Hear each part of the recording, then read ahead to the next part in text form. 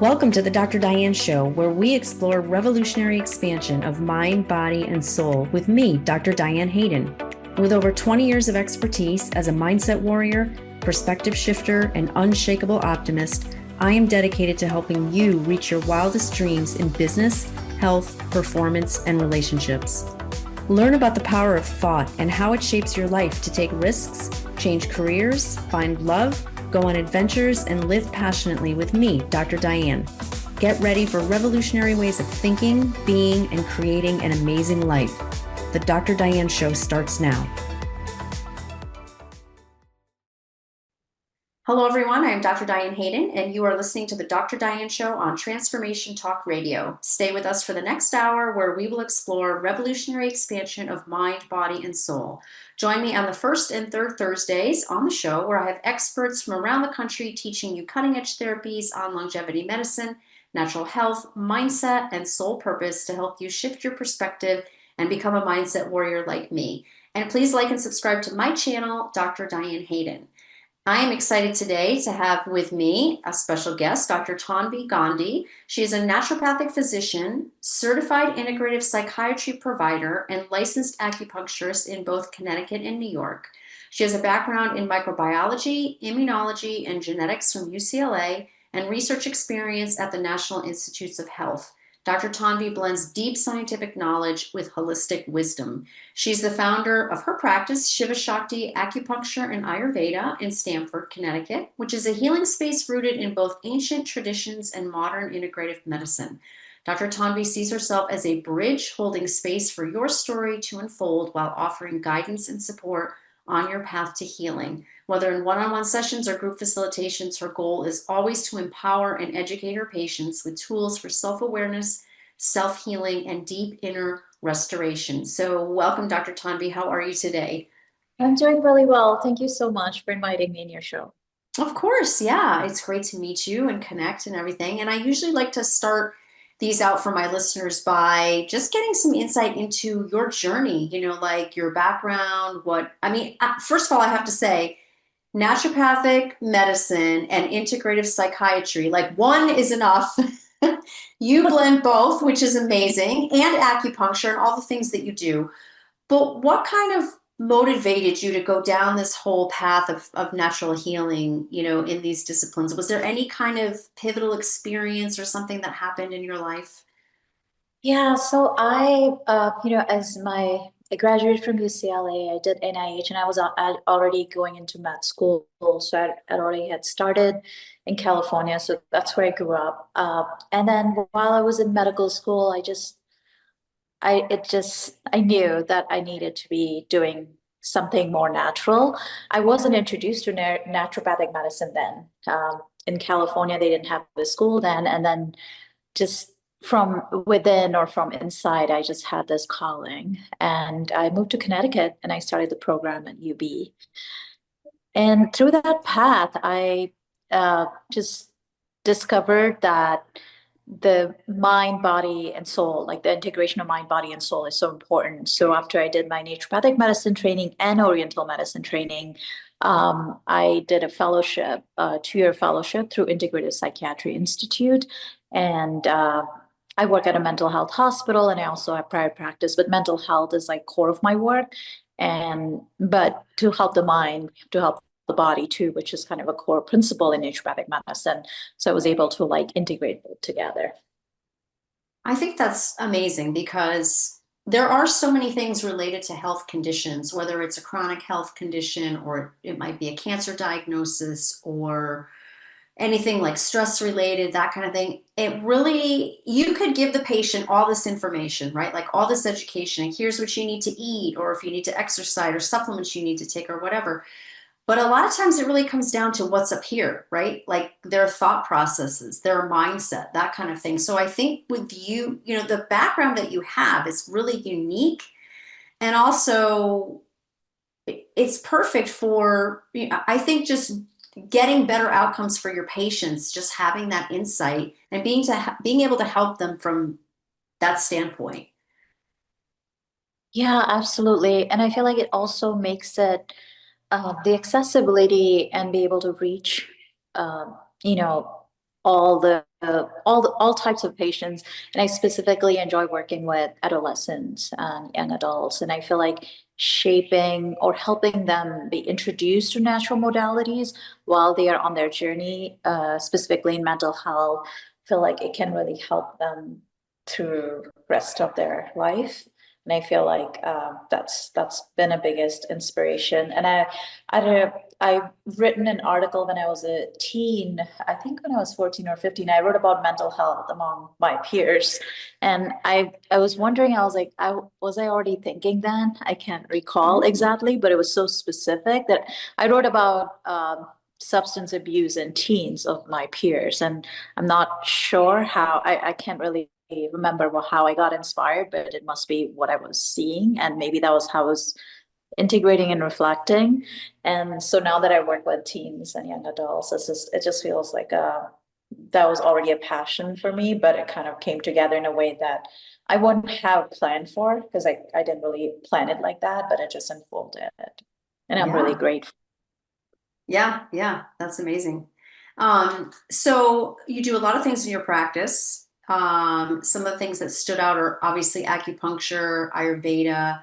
How do you combine that or work that into all the things that you do in your private practice to provide really comprehensive care for your patients? Yeah, I try to, and it's a really important philosophy and principle in naturopathic medicine is you meet the person where they are, really work with we use the word vital force or like their own sense of where they are in their healing journey.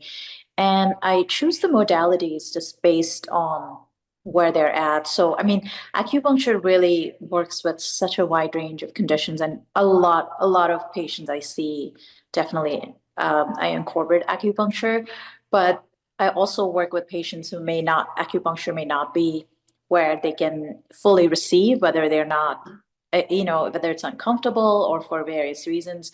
So I also incorporate Marma, which is Ayurvedic, gentle, hands-on technique, which again is very similar to acupuncture, but it's not. It's without needles, and it's same idea. It's opening the meridians and channels, but in a different way, in gentle way. So even more gentle than acupuncture. So I just base the medicine based on where the person is, and then decide, and I think that's why treating the person and not just the disease or what's labeled, like really understanding the individual constitution and helping balance and find the balance of elements within, which is again the training in Oriental medicine, which is about we have a balance. We're trying to balance the elements within, and same thing follows in Ayurveda. It's about internal balance and then how that manifests in illness, but you're trying to work with a constitution because two people with the same condition would be treating it differently. Yeah, for sure. Let's maybe we can back up a little bit, because as you were talking, I was thinking to myself, I bet there's people listening to this who might not even have heard of the term Ayurveda and may not even know what that is. And it's interesting because my first thought was you're talking related to touch, and I was thinking like related to maybe foods or supplements or things based on, so let's explain what that is, and then I think that'll make it more clear for people. Yeah, absolutely. I know. Ayurveda is ancient Indian system of medicine. It is very parallel to Oriental medicine. I mean, the East Asian medicine or Oriental medicine kind of originated in the regions and then kind of expanded outward. So it's the word Ayurveda means like the vitality of life or science of life, and you understand the person's constitution. That's like the very foundational of it. Same thing in acupuncture. We're trying to understand the person's constitution. And like you were mentioning, the doshas is what the word we use in terms of balancing. And we're trying to balance the doshas, which is the internal elements, fire, water, air, earth, space, and their foods.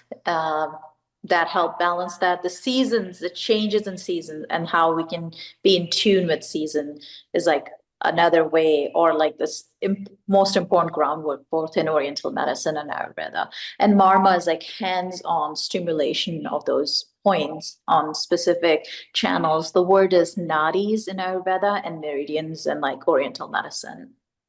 So hopefully that resonates.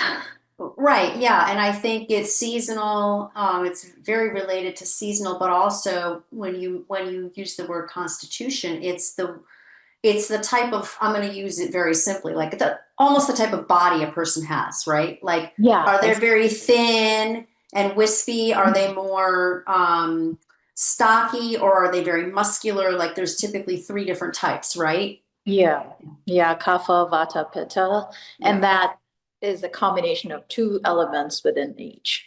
So that's yeah, absolutely. And then they're drawn to the certain seasons will aggravate kapha, like spring season. We're entering like a kapha season. Right. Okay. And then like summer would be, if I remember correctly, Pitta, right? And Yeah, Vata is more fall or winter. yeah, Okay. dry.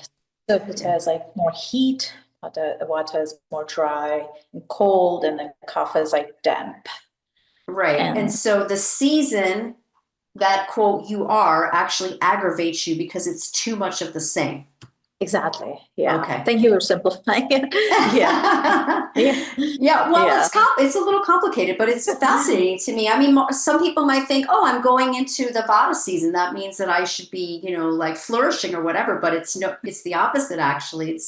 It's too much of the same to your constitution, so you want to have things that are differently. Like maybe you want to have more hot types of foods and things like that. If you're Exactly. Yes, if Yeah, you're Vata and in the Vata season. It's so exactly. fascinating to me. Yeah, absolutely. It's like, how do you balance? And that's why the opposites comes in.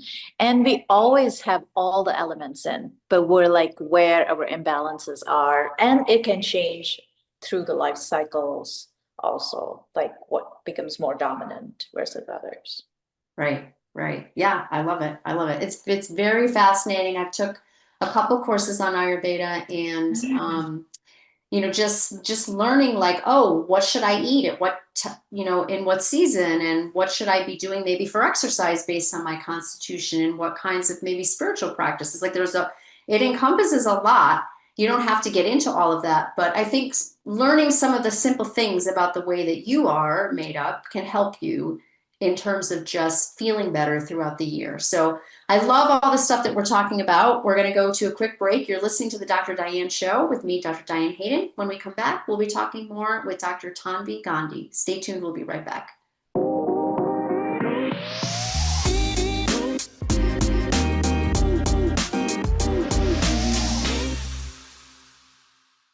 We're back on the Dr. Diane Show with me, Dr. Diane Hayden. But before we continue, I want to make sure everyone knows how to find me. You can reach me at www.drdianehayden.com or at either of my two publications, www.naturalnutmeg.com and www.essentialnaples.com. And you can learn more about my guest today, Dr. Tanvi Gandhi, at her website, which is www.drtanvigandhi.com. That's spelled DrTanvigandhi.com. So when we left for break, we were talking about all the fascinating things related to Ayurveda and, kind of understanding your constitution and doing things from a more seasonal perspective. I love all of that. I want to get into more about like what you do specifically in your practice. What are some of the common challenges your patients face? Like what types of patients are drawn to you? And how do you use this holistic approach to address all their needs? Yeah, I would say my practice is focused on mental health. And like I was mentioning earlier, the body and mind are connected, but a lot of my patients is anxiety, depression, other conditions in mental health, and they're already probably seeing therapists and psychiatrists. So I'm providing more of an integrative approach to look at, understand their anxiety more, like what are the root causes of it, what we can do to balance the constitution. A lot of times I'm also helping with managing the some of the side effects of the medications. So it's yeah, it's various conditions in mental health. I also work in within women's health, like balancing hormones and fertility, but that also goes back to like the mind body connection, because the whole endocrine system and nervous system are so integrally connected. We call it like the HPA axis. So I would say that's also a big part of my work. And I also do group facilitations, like hold community events where I work in a group, like hold ceremony, whether it's a tea ceremony, or do some writing and journaling, which is more of based on storytelling approach in narrative medicine, like expressing stories, but in creating a safe container for that. And I do that seasonally as well, because every season kind of brings forth, the expression of ourselves. So yeah, I do both one-on-one and group stuff, and just I guess I bring on the tools and meet the person where they are, which is so important. And understanding like medicine from, the having a foundation, strong foundation in naturopathic medicine, understanding Oriental and Ayurvedic medicine, it really helps me just approach the individual or work with the patient in a way to help balance their mind, body, and soul. And all the trainings that I've done after, like the integrative psychiatry, just help me understand like how, because a lot of times patients are already doing a lot of other things. So how do we integrate it and how we make it that it's a safe experience, because we have to be mindful of herb interaction with drugs, and the constitution needs to be balanced because it can be aggravated. So it's like really fine tuning at that point and figuring out. And it's just like the connection, creating that rapport with the patient. And I think the safety is the first thing when you do mental health work, like creating safe space for patients to express themselves. And it's an ongoing journey. It's not just like fixing, it's like really understanding the patient's journey and their stories and facilitate. And I like the word facilitation because I'm not trying to fix or I'm not fixing, I'm not even the healing process is happening within the person, but it's more like holding that space and safe container. And that's, I feel like, a really important part of my practice, and just creating those spaces even beyond my private practice. Yeah, and especially when working with patients in terms of things like anxiety or depression, like that obviously you want to create a safe space for any patient, right? No matter what they're coming to see you for. But I feel like that's another layer, right? Of having to be very tuned in to what it is they're feeling and all of that. And it's so interesting. I was literally just talking to another naturopathic physician about they work with patients with anxiety as well. And one of the things she was mentioning to me was what an impact food has on that. And I was like, wait, really? I mean, you're telling me that what I eat can contribute to or reduce my anxiety. That like blew me away because I actually never heard that before. I mean, I know there's a lot of connection we're finding out between the gut brain and all of that, but I didn't necessarily take it to the next step to understand that a particular food can actually exacerbate someone's anxiety or reduce it. Do you find that? Absolutely. Yeah. Like the food is medicine, and really like again, fine tuning that is so important. And that goes back to constitution too. Like if you're really addressing the constitution, then the food is an important aspect of that. Like in the imbalances within, whether it's not enough nourishment, or is it, certain foods that someone's sensitive to? And then the whole gut brain axis is based on microbiome. I mean, what bacteria is in our gut based on that, we're going to be absorbing. It's not just eating but nourishing, but also absorption and then elimination of toxins. So I would say the food is very central and really important part. We have to be mindful with mental health and discussing about food as well, because a lot of times association with food or relationship with food is also out of balance. So I think just at times, I mean, and it's the most important thing, but it's like when there sometimes can be a timing when it needs to be addressed. And if someone's so acute, I think the first focus is to help them feel safe and grounded, and then work through the layers. Because I also work with trauma and PTSD, and that's really the body copes in trauma with dissociation, and then we're working on helping integration. I mean, I'm working with patients already seeing psychiatrists and therapists, and so when I come in, it's more about helping them feel safe, and then slowly the layers build upon, the relationship with food, and then eating healthy food. So, yeah, I think again, it's like I would say it's so important to kind of understand where the person is, and I would say like the safety is the key, and then a lot of layers built upon that. And absolutely, food is really important. And there's more and more understanding, even in conventional psychiatry, on like how the gut is impacting, because the serotonin, dopamine, all the neurotransmitters synthesized in the gut, transported to the brain, and so directly impacts the mood. Yeah. And of course, this has got to be highly individualized, but are there certain foods that you think trigger anxiety or depression that's sort of universal across the board with maybe the majority of your patients, or not so much, it's really just an individual thing, person by person? I mean, if you make a general statement, anything that is more inflammatory, because depression is biological inflammation, and anxiety too. So there's an inflammation in this system. I mean, what is the root of it is something we have to discover. But yeah, I mean, the sugars can be inflammatory. Right. Substances like alcohol relates to breakdown of the sugar, and that affects the microbiome too. Sometimes, and when you're put on antibiotics, after that, the gut has to kind of recover.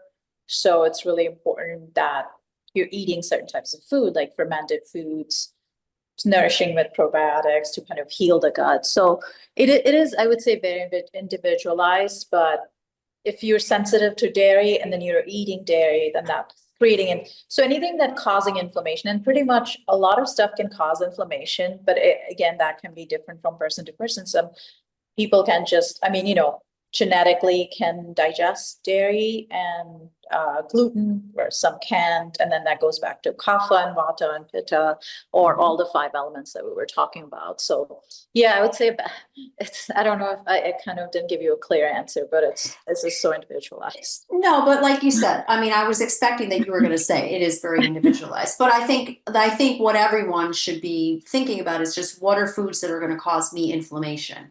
Pretty much sugar, gluten, those are things that it's almost across the board nowadays. But Yeah. just things for people to think about in general, like, okay, this is probably something I should stay away from, no matter what my individual constitution might be. And you said something that I just want to go back to for a second, because I've never heard this before.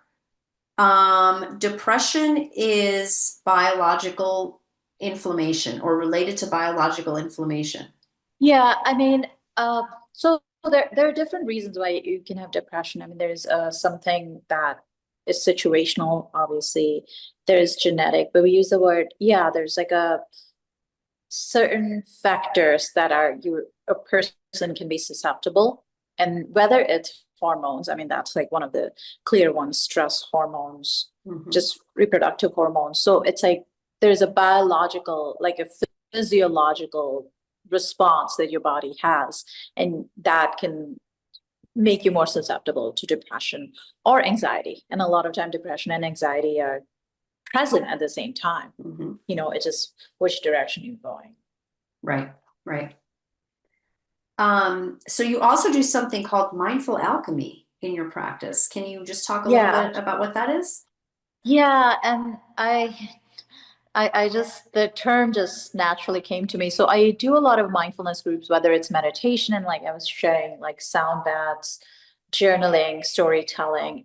And I like the term alchemy because it kind of, it's like the transforming from one thing to other or transforming from like nothing to something, but it's Mhm. more like in the process of healing and healing journey, the illness itself or the suffering itself sometimes can unfold in a way that it's kind of helping you to take from point A to point B, but it's hard to see when you're in the, sorry, when you're in the midst of it. So alchemy is just that process of maybe stepping back and looking at that, kind of looking at the process of transformation. And I'm recording right now for the courses. So I'm trying to create like a virtual course as well. But right now I teach that in like in one-on-one and also in group settings.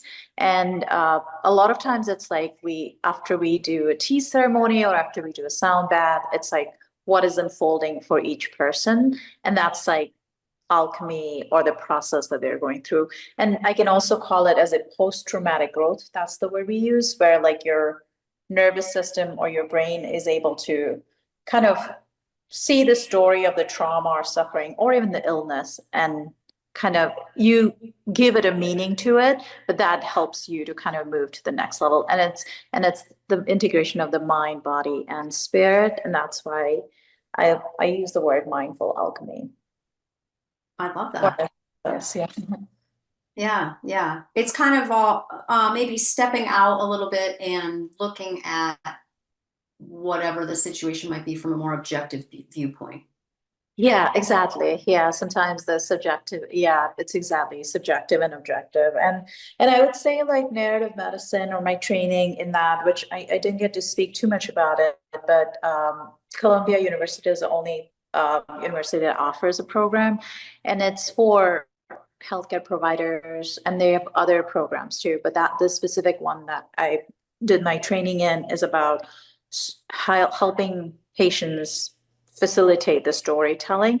And a lot of times it's the process. It's not about I mean, the content is important, but what the process itself does. And sometimes we just read poetry and poems and then we kind of just talk about it. And I really like that. It it's very subjective in a way, but it can also be very objective. And when we witness other stories, there's a lot of healing that happens even in the circle. And in psychology, we use the word co-regulation. It's like we're helping, and that's community building. And I feel like that's another way where I think it makes the medicine more accessible. And also, if someone is not able to, see me as a one-on-one for various reasons, they're able to access some of those practices. And that's why I wanted to create a virtual course to make it just accessible of something they can do on their own. That's awesome. Yeah. So obviously people can see you individually and they can see you in these group type settings too. Yeah, yeah. Yeah, I love that.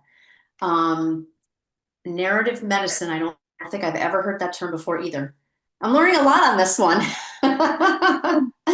which is awesome. Yeah, I just love it because, it's all stories that we tell ourselves sometimes, right? So it's maybe just, being in a group and having the ability to kind of step outside and look at it more objectively. So I love what we're talking about. We're going to get into a lot more. You're listening to the Dr. Diane Show with me, Dr. Diane Hayden. We're going to take a quick break. When we come back, we'll be talking more with Dr. Tanvi Gandhi. Stay tuned. We'll be right back.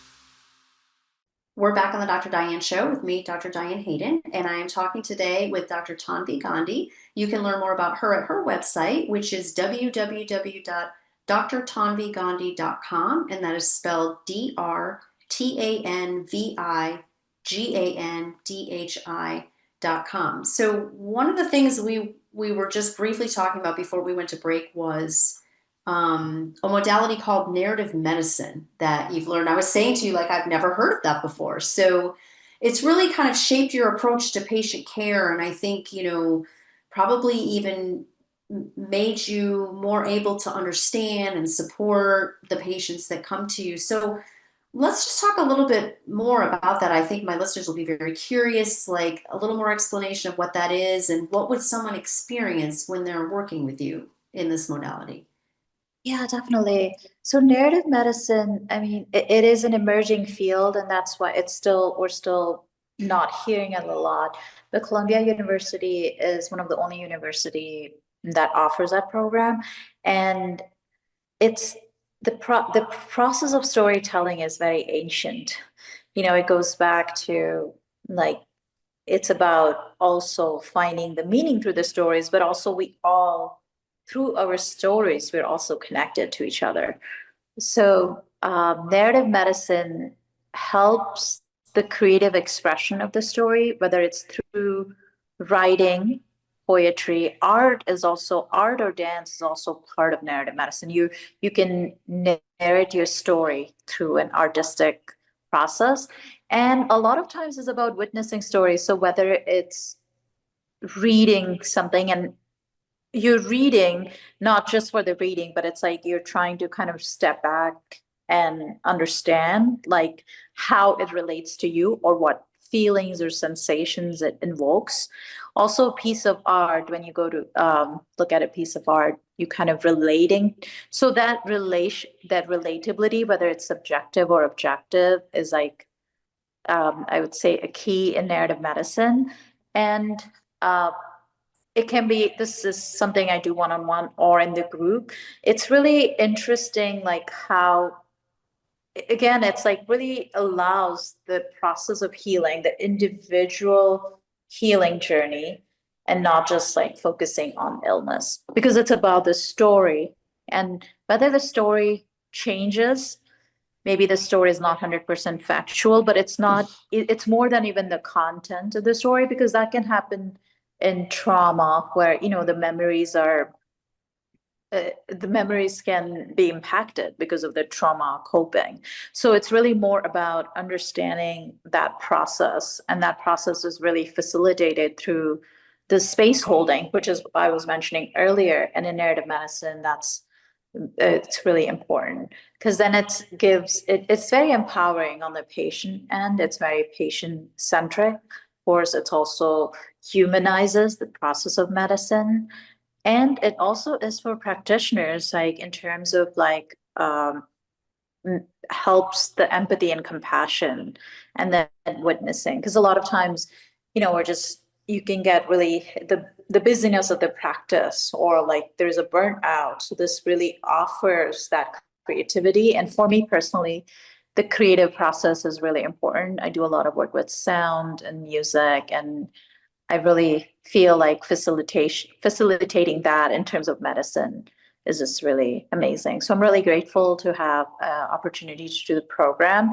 I don't really know if many naturopaths know about it. It's also just, it's not just most commonly, again, it's not as popular, but I know that there's a lot of, it has a lot of potential, and I'm really excited or passionate to bring it to different communities.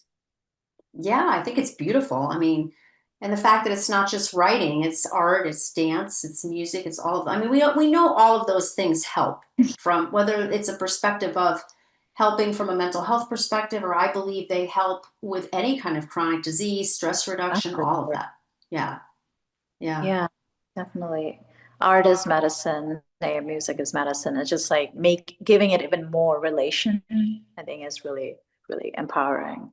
Right. Right.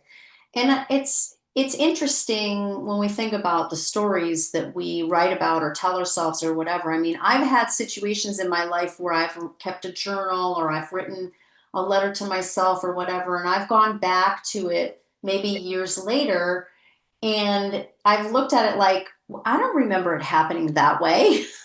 Like I had created almost a different scenario in my mind of how something had happened as the years progressed, right? So it's like, what really happened? Like, it, did it happen this way or didn't it? It's fascinating how your mind works.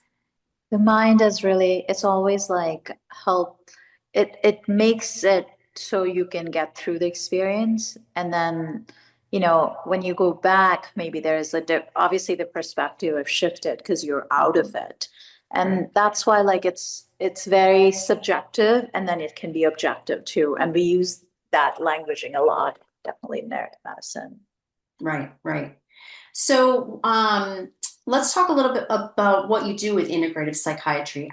What advantages would you say that has over traditional psychiatric methods, particularly when it's supporting the overall health of your patients? Yeah, so how I would say is it just helps to look at the person beyond the illness, and that's why like it's more of understanding if someone with anxiety, it's like what is causing it? Because they may be treated with the same psychiatric meds, two people, but maybe the root cause is different. So I think the integrative psychiatry just allows that deeper understanding of the illness or the cause of the illness, which is really the foundation of naturopathic medicine. Uh, but at the same time, I think in traditional or conventional psychiatry, I feel like there is just more opening and understanding of mental illnesses. And I feel and most of my cohort were psychiatrists and therapists. I mean, I don't actually know if there were any naturopaths doing when I was doing the fellowship. So it was really nice to see that there's this overall opening in the field, and it doesn't have to be, it's like we have to find what's the best thing for the patient. So medication are needed, something's acute, and medications are important. But at the same time, what other things can be done to make it a more, and that's why it's truly an integrative approach.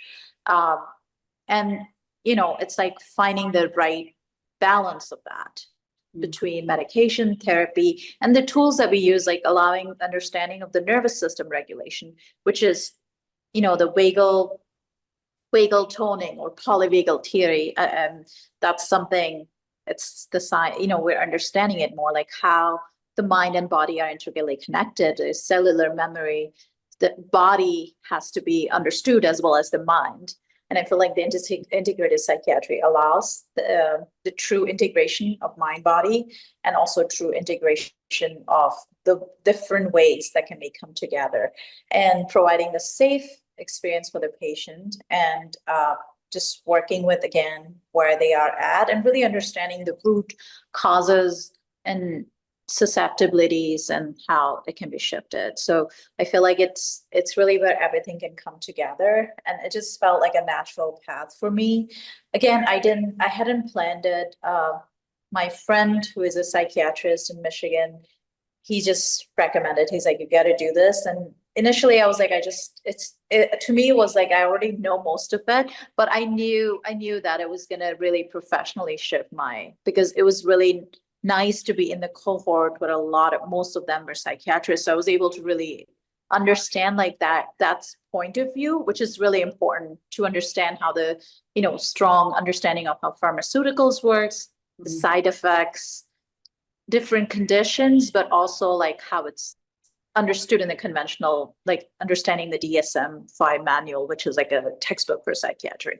So I think I'm just grateful that I was able to get that after my naturopathic medical training. Yeah, and so I'm sure there are, we have a big following of natural medicine practitioners and different types of functional medicine practitioners who might be listening to this. I'm wondering what guidance you would offer them if healthcare professionals or students are interested in combining naturopathic medicine with mental health care for this more holistic approach.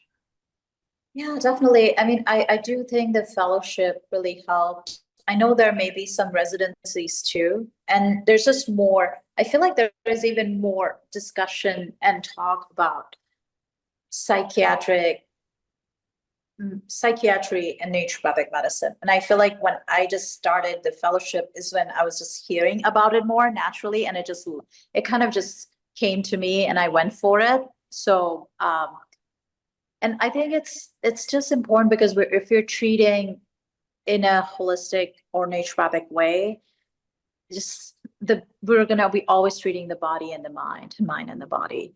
And I feel like that relationship, and as I was mentioning, the HV axis, or even the polyvagal theory, which talks about the vagus nerve, it's just like it's central to so many, like the systems within the medicine, and also so many different ways of like how to help with the imbalance. So I think there are several programs now when I did, I just knew about the program that I did, which was based in Colorado, but I was able to do it virtually. But I know like in naturopathic medicine, there's a Psych ANP, which is I'm a member of. Amazing, and they have like great fellowship and residencies as well.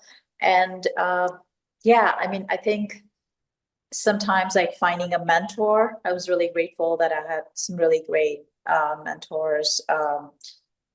One of them specifically uh, who's really incorporating spirituality in mental health. So it really helped me because it was just helpful for me to that, oh, it's almost like finding something more similar and then trying to understand where my path is.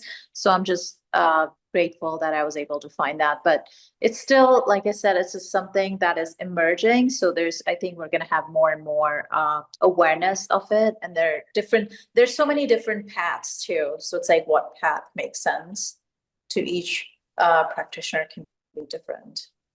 Yeah, yeah. No, I'm in total agreement. I think it's a great combination. It makes, like I said, I think when we first started the show, I was saying, it's so interrelated, like whether you're treating the body, it's related to the mind, you're treating the mind, it's related to the body. I mean, everything is all interrelated. And if you're really talking about doing a holistic, like looking at the whole body, whole mind, all of that approach, you really need to combine these two things together. So I bet there are a lot of people who'll be interested in learning more about that. So this has been fascinating. We're going to take a quick break. You're listening to the Dr. Diane Show with me, Dr. Diane Hayden. When we come back, we'll be talking more with Dr. Tanvi Gandhi. Stay tuned. We'll be right back.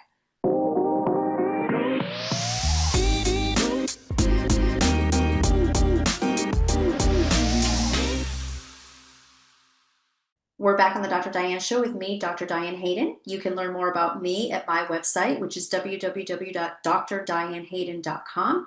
And I'm talking today with Dr. Tanvi Gandhi, and you can learn more about her at www.drtanvigandhi.com. That's spelled DRTANVIGANDHI.com. So I know you do a lot of collaboration and a lot of,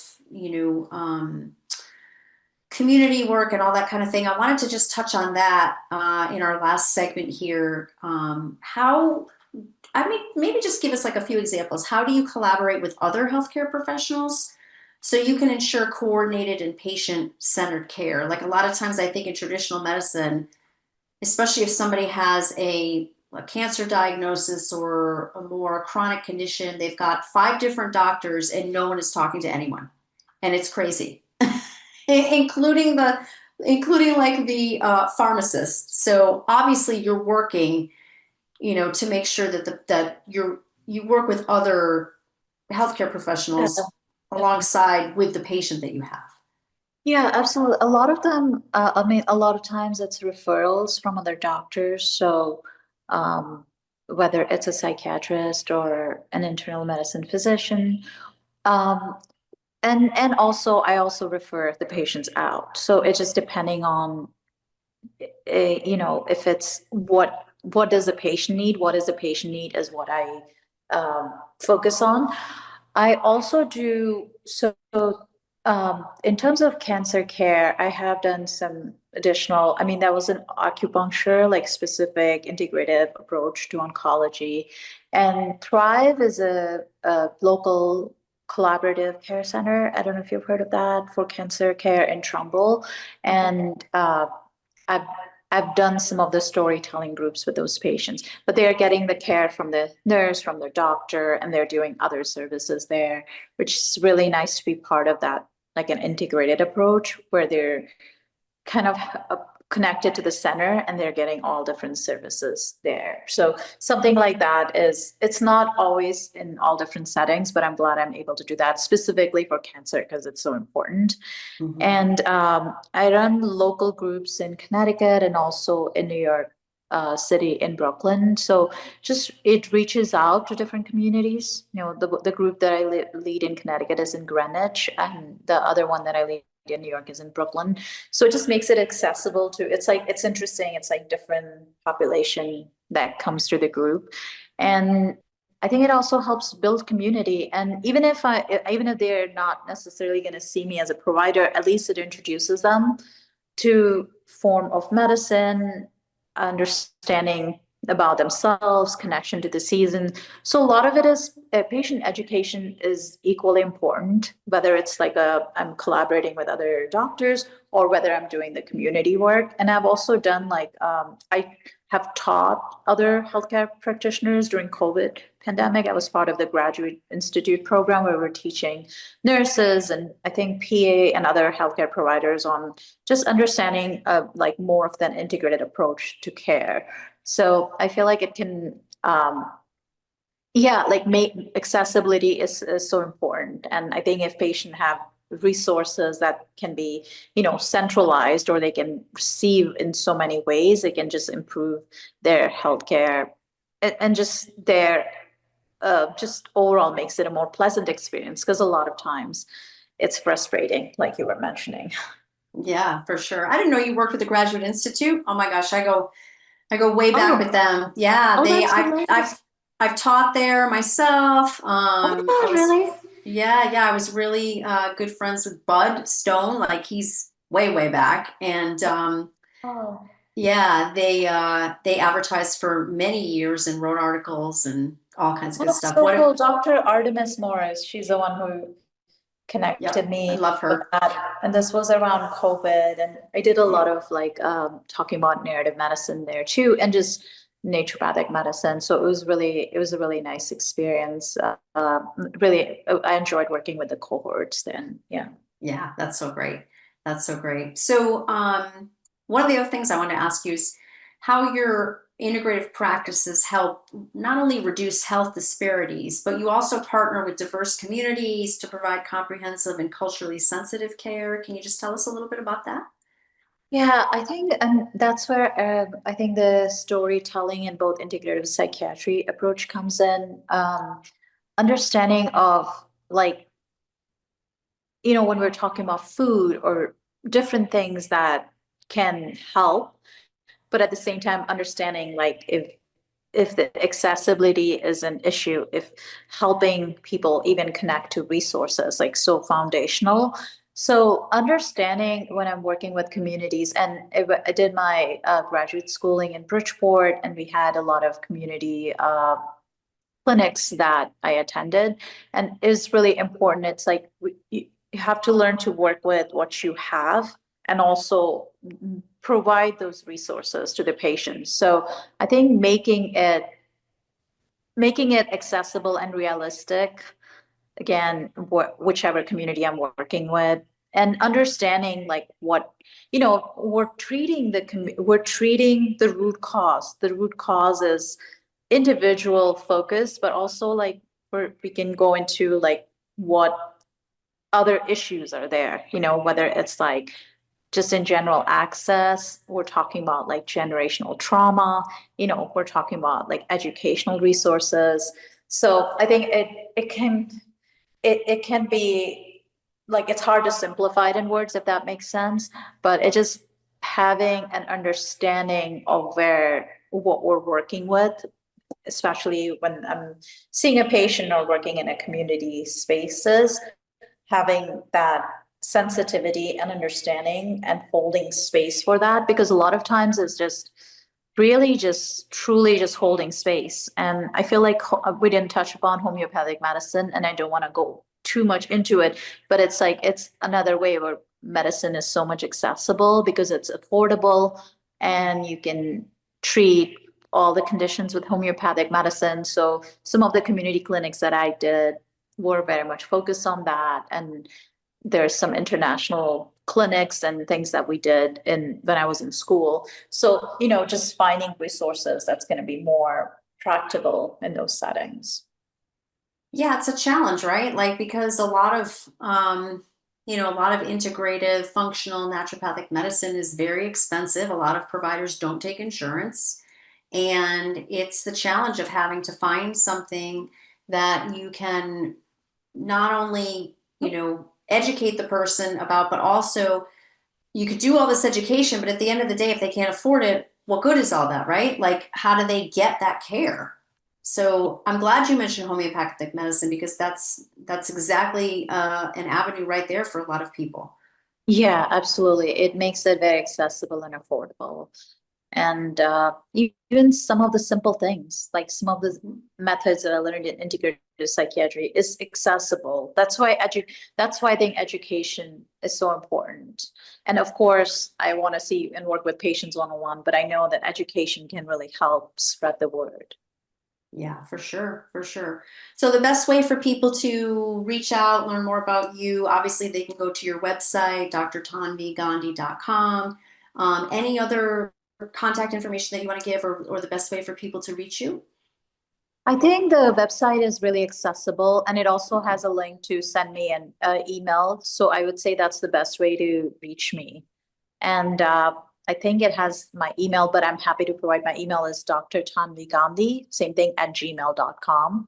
So if anyone wants to write a question or feedback or anything, I'm uh, very responsive over emails. And like I said, my website is really, I've tried to make it very accessible. So Yeah, no, it's beautiful. And you're in Stamford, Connecticut, but you also do virtual things too. yeah, absolutely. Yeah. And then, yeah, I've licensure in both states. My private practice is in Connecticut, but I do go into New York a lot. Yeah. Right. And I love the fact that you're doing all the group work as well. Like that's, I think, really accessible for people as well. So Thank you. Yeah, I that's really good. enjoy it. I feel like that is so powerful when people can gather together. It's so important for individual and collective well-being. I love it. Well, I have learned a ton. I mean, just narrative medicine. Who even knew what that was?